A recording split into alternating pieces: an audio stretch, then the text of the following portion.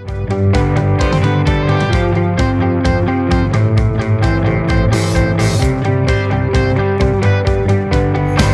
is one area where we as Christians will differ in what we believe from many non-Christians, is that love is a choice.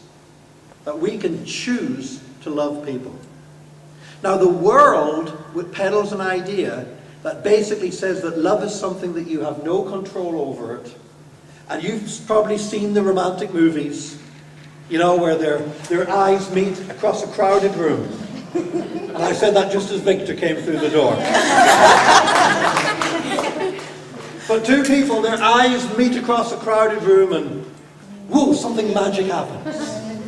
And they fall in love. They can't help it. They've got nothing to do with it. They just fall in love. And you know what? That myth has been peddled so often in movies, in popular music and everything else, that a great proportion of the people that you know, the people you go to school with, people you work with, people you study with, have swallowed that lie. And they think love is something that just happens to you, or you just fall into it. Here's the problem. If you can fall into love as quickly as that, you can fall out of love just as quickly. And you know, the same thing happens. People say, sometimes I get young people coming to me because they want to get married, and I say to them, why do you want to get married? And you know, the first thing they always say is, because we love each other. And I say, that's great, that's going to help, but now tell me more. Why do you want to get married? Because just loving each other is not enough. Because all too often people feel like they've fallen in love with each other and everything's going great. And then guess what happens? They're somewhere else and somebody else walks through the door and their eyes meet across a crowded room and they fall out of love with that person they were in love with. Now they've fallen in love with somebody else and they say, well, I can't help it, it just happened. Well, the fact is we can't help it because love is a choice. You know, the Bible commands us to love one another. And here's the thing. God will not command you to do something unless you have a choice whether to obey the command or not.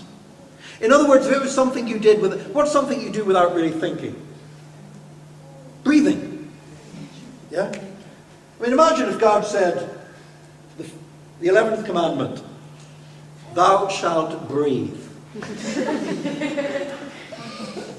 Well, that'd be stupid, wouldn't it?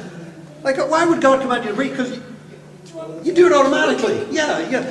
The fact that God commands you to do something means that you have a choice to do it. Well, the reason why God commands us to love one another is because we actually have a choice not to love. We have a choice either to obey God in love or not to obey Him and refuse to love one another. And so love is a choice. And it's important that we remember that, because there are times when it is easy to love somebody.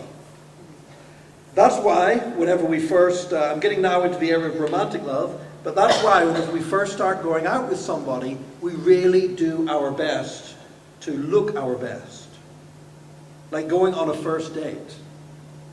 I mean, I remember the first time I went on a date with Janice. I really took my time getting ready.